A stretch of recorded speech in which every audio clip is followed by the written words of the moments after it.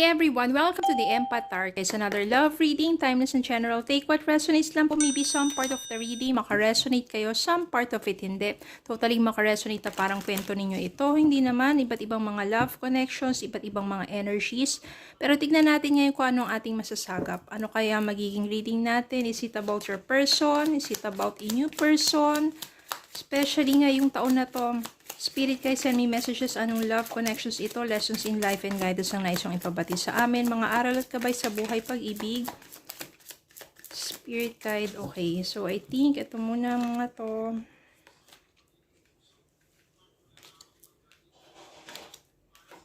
Yan. Wow. 10 of Cups. 5 of Wands. Temperance. 4 of Pentacles, 4 of Swords, King of Cups, Ace of Wands, and 6 of Cups. So, I can sense here, meron agad ako nasi-sense dito. Yan. Meron ditong 4 of Pentacles. Maaring ito yung person mo. Masyado siyang possessive. No, pagdating sa pera, apati sa'yo. Nasasakal ka sa relasyon ninyo. Kasi ito'y pagiging possessive, ayan o, in control, masyadong, masyado kanyang kinokontrol. No? Kaya sobrang nasasakal ka sa relasyon ninyo. Parang wala kang kalayaan, pati mga kaibigan mo, no? Parang hindi mo pwedeng, hindi kayo pwedeng kita o hindi pwedeng kausapin.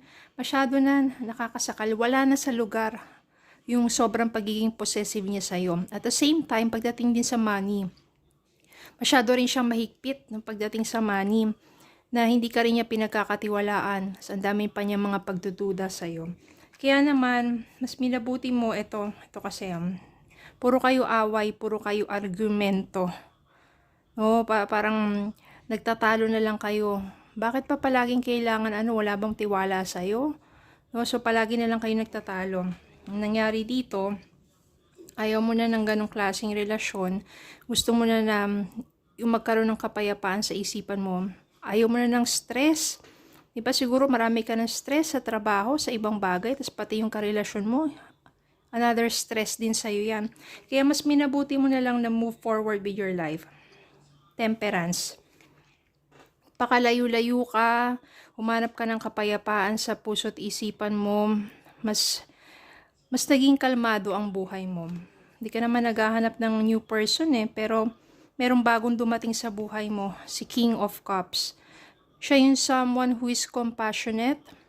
No, ito malakas ang pakiramdam nito kapag kaano na yung nararamdaman mo, iniisip mo.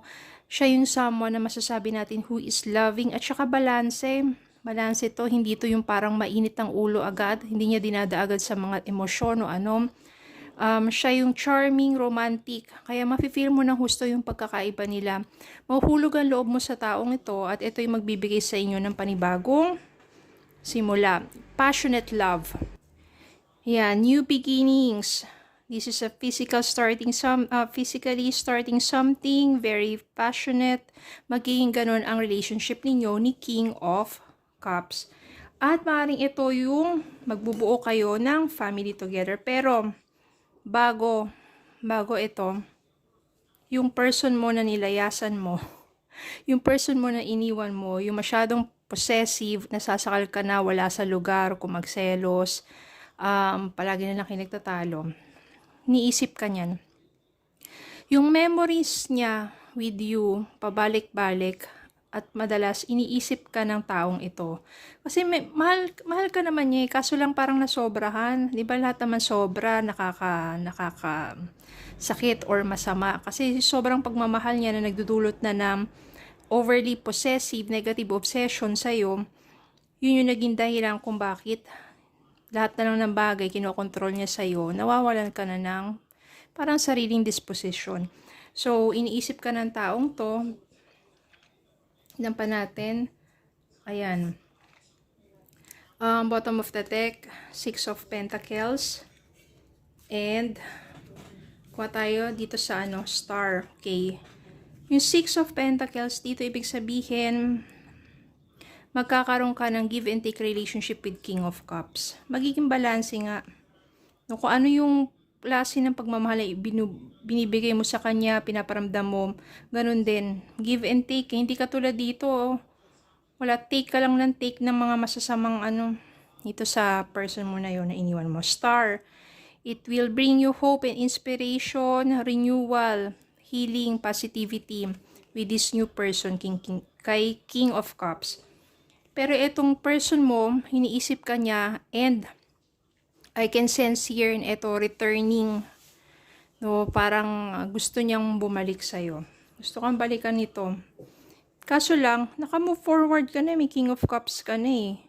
Someone who's loving, babalikan mo pa ba siya? So, nasa sa'yo yan. Sasaktan mo ba yung isang taong lubos na nagmamahal sa'yo at nararamdaman mo rin na tunay totoo para lang bumalik doon? Or, hindi na. Stop na. Move forward with your life. You have a new beginnings. Ito, very positive ng energy na new person mo.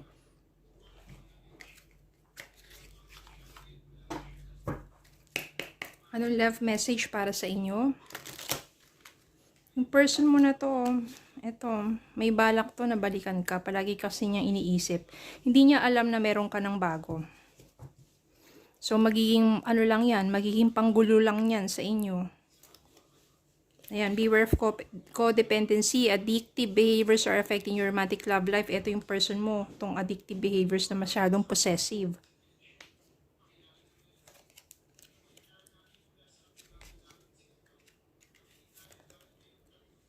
Separation, time apart from the partner is on the horizon. So, ito na nga, no, kung nandiyan ka sa isang relasyon masyadong possessive, nasasakal ka, wala na kayong ginawang away-away, siguro maybe it's time for you to move forward. Yung separation na yan, magdudulot sa inyo ng growth, kayong dalawa, sa inyong dalawa. Soulmate. Yes, this person is your soulmate. Your connection is sacred. Ito, soulmate tong connection mo with King of Cups.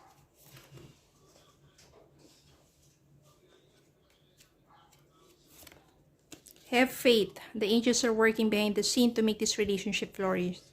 So, eto yan with King of Cups. No? So, magpa-flourish yan kasi ang mangyayari dito, it will lead you into Ten of Cups, marriage, family, homecomings yan, marriage, long-term relationship, stability, security with King of Cups. Kaya, have faith na itong tao makikilala mo to, siya yung soulmate mo, and magpa-flourish ang inyong relationship. And ito namang person mo na to na iniwan mo na, niisip ka niya, may balak na balikan ka, hindi niya alam na meron ka ng panibagong person. Nako, baka magiging magulo lang yan kapag once na in-entertain mo pa. Okay, so yun lang po. Maraming salamat po for watching. Please don't forget to like, share, comment, subscribe para mi Facebook and YouTube. Have a good day po and God bless.